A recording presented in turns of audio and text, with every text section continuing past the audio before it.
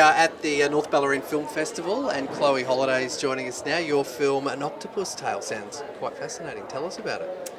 Yeah, so it's a animation that I created through hand-cut collage, so finding different old books and magazines while I'm travelling, and then using them as like the recycled source so that I can create a message about the environment.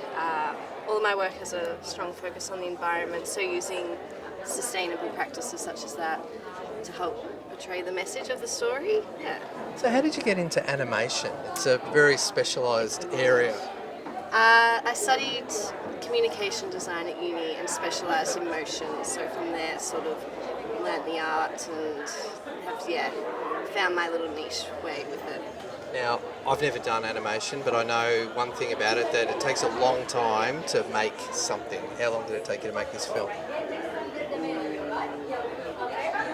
This would have been, over 100 hours. Like, it's a long time. It's long. Very, very tedious, but it's worth it. So, as an animator and spending 100 hours making a film like this, is it an isolating job, or can you collaborate a lot with other people on something like this? I think as an animator there's a room for collaboration, but with what I do, which is finding a book, finding a collage, creating a collage, and then creating an animation through that, it's hard, I think, to explain the vision to other people, so I definitely do it on my own, but open to collaborating in the future, especially to save some time. But I usually collaborate more with musicians. I have a background in music, so I find it easy to collaborate with musicians and use their work to animate through that. Yeah, perfect. So what's next for you, and is there more animation in the pipeline? Yeah, so I think of An Octopus Tale as my EP, and then the next video I'm working on is my debut album. I sort of am trying to explain to people that way. So I've just come back from Borneo, where I've been shooting and filming and looking at creating a new animation about an environmental disaster that's very relevant and horrific that we're a part of it. So I want to create the next animation about that and go from there.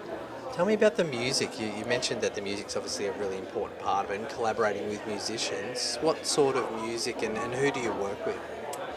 So I was very fortunate to work at a record label called Milk Records, which was started by Courtney Barnett and Jem Clower. So I worked for them for about 5 or 6 years, so I have that as a background.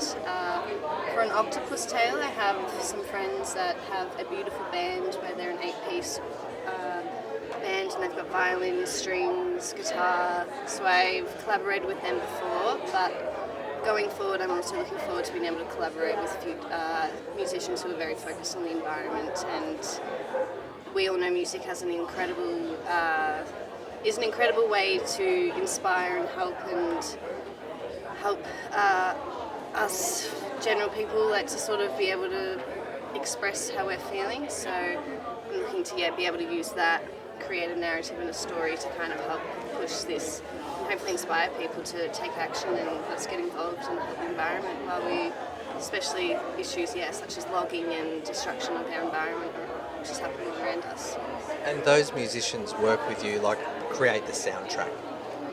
Yeah, so luckily for this film, the song was there, and then I was able to create around that. I find that usually that's how I find it easier to, I'll listen to something and I'm making I'm making a story in my head using that as inspiration. Lovely to meet you, and all the best for tonight at the 8th North Bellarine Film Festival.